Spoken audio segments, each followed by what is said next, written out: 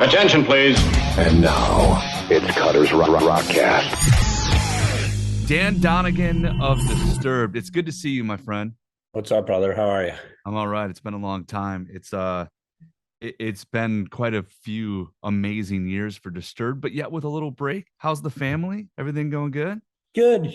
Just I got two teenage kids. My daughter just started college this year, and my son's sophomore in high school. So he's keeping me busy. I'm his personal chauffeur. He's 15. He's got his driver's permit, but still, being 15, he's got this place to go and that place and this party and basketball practice. So I'm like his chauffeur when I'm home. That's part of being a parent at that point, right? Right. Like, I never get to see you, but yet I'm driving you everywhere. I got a 13-year-old, so yeah, I get it. Yeah. But yeah, off to college for the daughter. That's cool.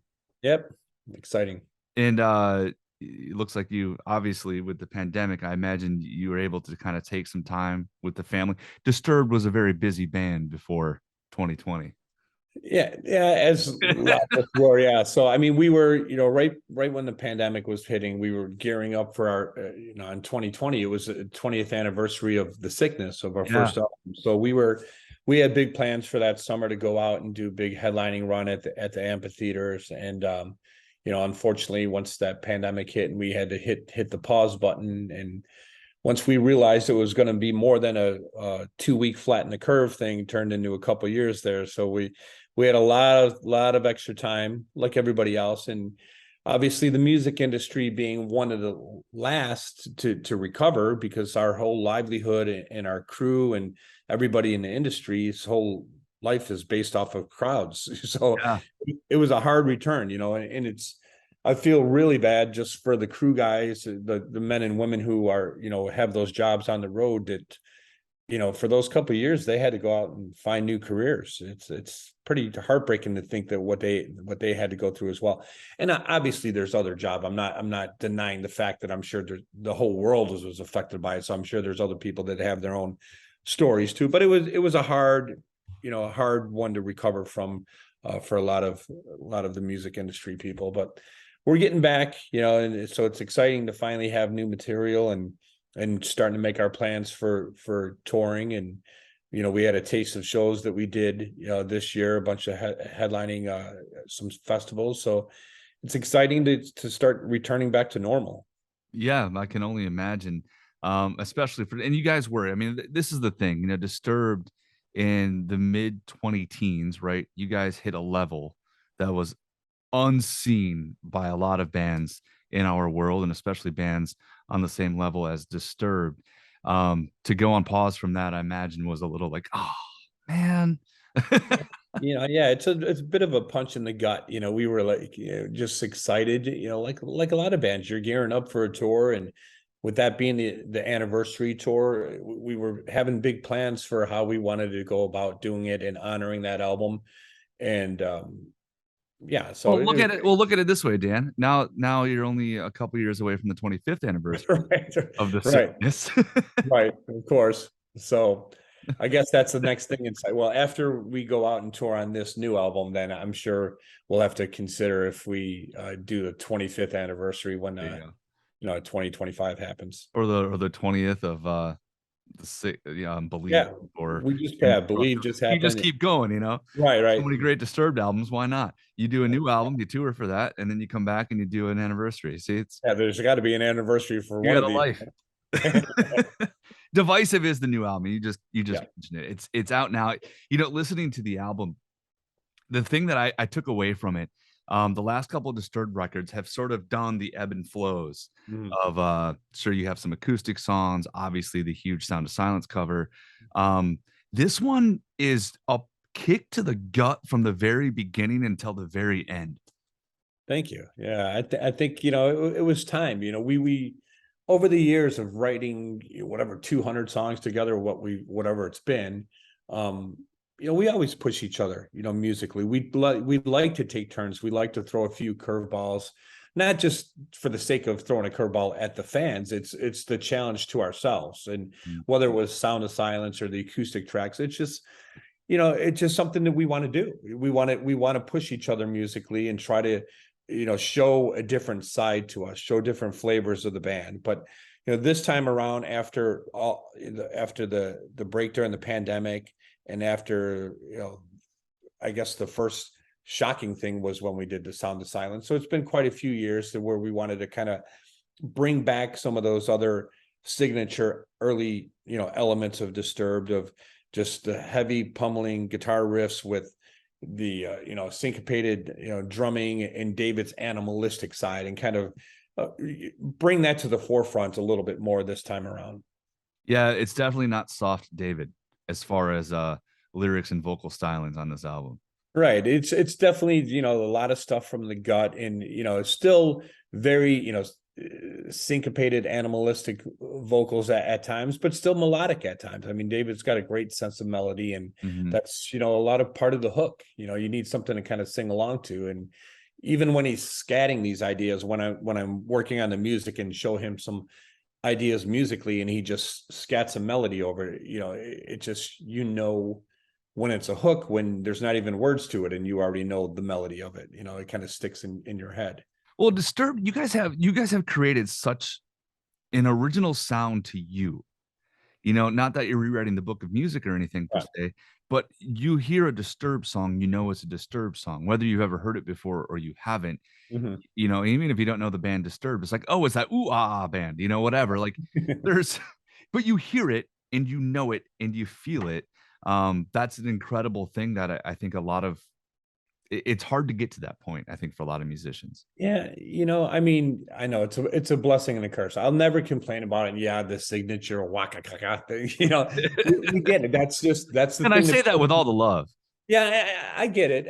That's the thing that put us on the map, so we know that that's kind of be there. It's like the old Janie Lane from Warren saying, "I'm always going to be that cherry pie guy." It's like, it's a blessing and a curse, but ultimately it's that thing that puts you on the map that people identify you with. But I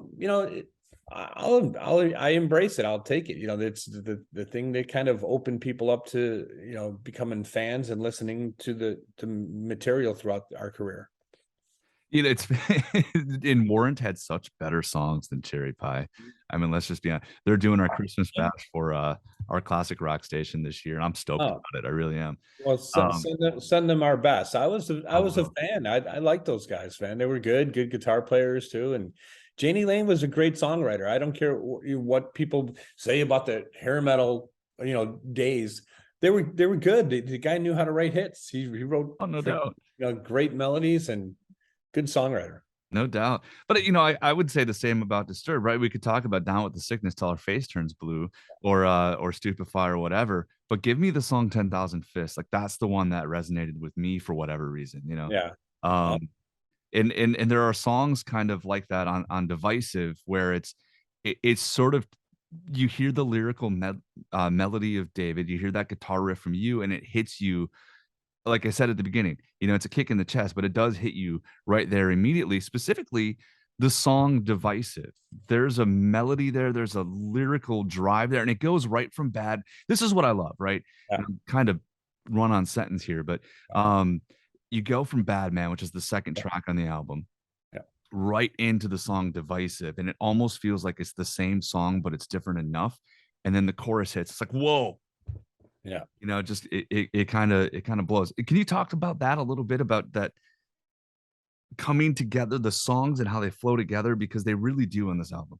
Well, that's always there's a little bit of method to the madness of the sequence of the songs, is just trying to find the right feel and the flow. It's like putting together a set list for a live show. You're trying to a little bit of a science to it, of trying to make it make sense overall. And so, and we could swap a few songs around here. It's not going to make a huge difference if we change songs here and there, but we try to give you on a little bit of a journey and roller coaster ride of just feel and vibe. And even starting the album out with Hey You, it felt like the right track, because it had that first taste of electronics, a little bit of industrial vibe to it, with a cool groove and the riff. But Into Bad Man, that song just came out of nowhere. It was just me going in the studio one day and saying whatever I was supposed to be working on in the studio day. I was tracking guitars, and I'm like, you know what, before we do that, I just feel really creative today. Let's work on something brand new. I just felt just pumped up and energized that day. And I'm working with my producer. I'm like, let's just come up with a beat and a groove, something heavy, and just slam and let's just improvise for a minute. And I think immediately within the first 10, 15, 20 seconds, that's the first thing I played. I just jumped on guitar and just start playing that riff. And then, David's wrapping his head around it. And before you know it, he's scatting a melody on top of it. And, once I found out the next riff or worked on a chorus riff for it, and he just opened up with the melody and that, it's just one of those things, it just kind of clicks, and it's for us, it's magical when it comes together. And the same thing even with Divisive, even though I had that riff back in, I think it was November of last year of 2021 when I first wrote that riff. And I remember David, we had a day off. We were doing a few shows in the fall, and we were in Fort Myers, Florida, visiting a friend of ours, Dave Fortman, who's a producer, but he's also Dave. Yeah, Dave's from Ugly Kid Joe. He's one of the original guitar players, and he's gone on to produce Evanescence albums and Slipknot, Mudvayne, Godsmack, and so I became friends with Dave because of the work he's done. And we had a couple of days off, so we went to his condo in Fort Myers. It was just very laid back. It wasn't even going into the studio, but he has a setup in his condo, and we're like, let's just have a couple of days of just writing. Let's get the ball rolling on the writing process. Let's just go there and improvise, and not really demo for quality of it, just for the sake of improvising. And Divisive was one of those riffs that came out of that. I just in the moment, just improvising in front of David and Dave Fortman and my David and Mike, our drummer, just sitting there, and that riff came up, and David, that was probably one of David's favorite riffs, is Divisive. Immediately he's like, yeah, just keep doing that, just loop that part. And so it really struck a nerve with him and got the room excited about it, because it was that once we get those first couple ideas out to where we're excited about it, then that really gets us all motivated and saying, okay, we got something that works here. Let's set a goal for hitting the studio for February of earlier this year. So that kind of got things rolling. That feeling, I gotta admit, I mean, that just feels right. That just feels good, doesn't it? When that all comes together like that, and it's like, oh yes, that's it. Absolutely. For me, speaking personally, I never worried. I never got myself caught up in thinking like chasing what I think somebody else wants. I don't never think about the record label or radio, with all due respect, or management or anybody. You can't. If it was that easy, then everybody would be chasing it and everybody would be doing it. Right. We write songs for us. And the only critic I'm worrying about is David and the guys in the band that I'm writing with. I want to give David something musically that's going to be inspiring to him, that's going to make him want to write to this, Mm-hmm. And that's it. That's all I worry about, is like, what can I throw at them this time that's going to continue to inspire? And then when that comes together and I see the excitement on his face and I hear the scatting ideas and the melodies come out over a riff that I presented, then that's like, okay, then we're feeling it, we're like sharing that moment. And then, luckily, we've been fortunate to where we realize when we put our heart on our sleeve and we share our life experiences and the things we've gone through or deal with it, it's the rest of the world. Somebody's always going to find something they connect with. It might not be every song, but they might find something, whether we're singing something that's about a relationship issue or, a race issue or a political issue, and nothing that we never force our beliefs down your throats. It's just an outlet for us to express ourselves. And, luckily our fan base has found those songs that they relate to, whether it's songs about, depression or mental health or suicide or, drugs or alcohol. I mean, we all know somebody, whether it's happened to ourselves or it's happened to a family member or a friend. There's just so much, content and subject matter that people can relate to it and understand it. And that's why I think they find that connection. Thank you for that, by the way. Not just writing about it, but being outspoken about it. I think it's huge. Absolutely. You know, it's been, you know, this is why we do it. It's been therapeutic for us. You know, we do it because it's therapeutic for us. And we realize, you know, now I didn't realize when I was younger as a kid that our music would impact other people in that way.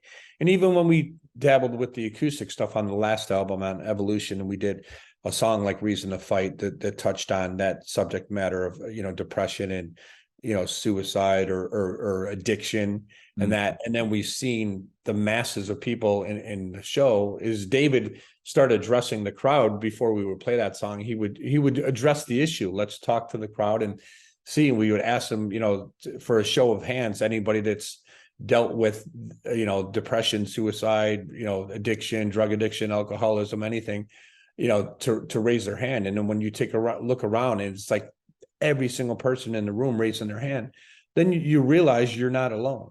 You know, you realize that everybody has been affected in some way by all those, you know, and it makes you not be ashamed of it and to accept it and understand that we're all going through it. We've all been through it at one time or another.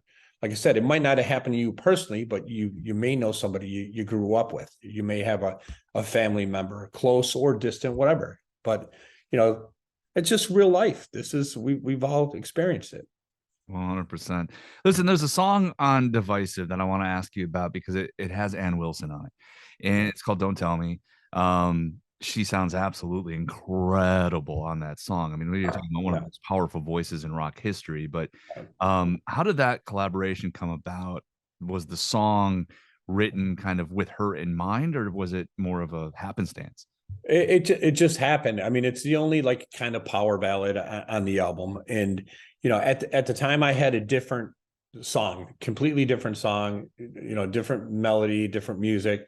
And we were working on, that was going to be the song. And I was in the studio again one day and I'm like, you know what? I just think that we're spending too much time on a song that's just not quite there. You know, it's not a home run. It's a good song idea, but it's not a home run. I wasn't feeling it enough. And I said to my producer, I go, you know what, let's start over, you know, with something brand new. And I started redoing the music completely and started writing the music for Don't Tell Me.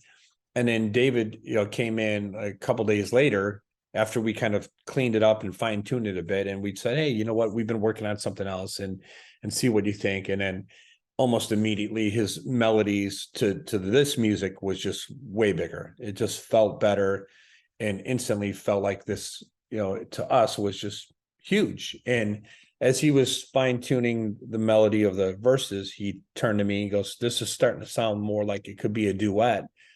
And how do I feel about if we asked Ann Wilson from Heart? I'm like, absolutely. And, you know, he had a little bit of a social media, you know, connection with her because a few years back, somebody asked her in an interview if there was anything new out there that she found inspiring. And she tweeted about it and said, Disturb the Sound of Silence. And we were all remember that. Yeah. So we were all excited about, oh my God, she heard of the name of the band and she said the name. So that was like enough for me. I'm like, oh, done. I'm good. I'm good with that. She knows who the band is now. Right. And, you know, but that opened up the line of communication where like David had messaged her and started this, you know, just a couple times chatting with her, a mutual respect. And so when this came up with Don't Tell Me, and he's like, what do you think? I'm like, absolutely. Reach out to her and see what she thinks. And I don't know, at this, you know, far in her career, it's not like she needs to do it or, you know, whatever. And it's not like she does it often throughout her career, but she heard the song and like instantly she wanted to be a part of it. And we're like, this is amazing. You know, so we wanted to make it convenient for her. And we said, let us know when you have a hole in your schedule, we'll come out to you. And she had a couple of days off in California. So me, David, and Drew Falk, our producer, flew out there and met in a small studio, got together. She came in ready to work, very professional. And she's working on the harmonies with David, which was a very magical moment to watch the two of them just kind of work on these harmonies. Oh, I bet. She laid down these parts and we were just like, you know, whatever, 2-3 hours later, she walked out of the room and I'm like, holy shit, did that just happen? I mean, freaking Ann Wilson, she still kills it. And, you know, and as long of a career she's had, it's probably been, I think it's going on 50-year career. Absolutely. And her voice was just amazing, just still killing it. So it was such an honor to have her be a part of this track. She's, she's one of those people, and I've always been a fan of Heart from afar, but even her solo album that came out last year or earlier this year, I guess it was, Yeah. Still has so many like modern sounds, experimental ideas. You know what I mean? It's like she's not resting. She's not one of those people who rest on the laurels, and I love that. Yeah, she's great. I heard her version of "Love of My Life" by Queen. Too. Oh, how cool! So, yeah, she's so good. She's covering Pearl Jam. I don't know. I love it. Though the record's out, Divisive. Touring is picking up, of course, for you guys. We go see Disturbed on tour in 2023. Right. Give us an idea of what to expect. You know what I mean? Like Disturbed's had the guy and doing all the crazy stage stuff, but what's come around this time around? Just a good blend of the whole catalog throughout our career. We like to pick from each album because those songs are special to us. It brings us back, to those times in our lives too. So we just try to do a good blend of every album to the best of our ability and give the fan, something to be excited about. We look for that energy exchange between us and them. And we like to take it on a bit of a roller coaster ride of emotions, whether we break out the acoustic in a couple songs or the piano, or just hit them hard with some of the, just the more pummeling songs and the 10,000 Fists or, Inside the Fire or anything new off of this album with Bad Man and some stuff that's a little more in your face.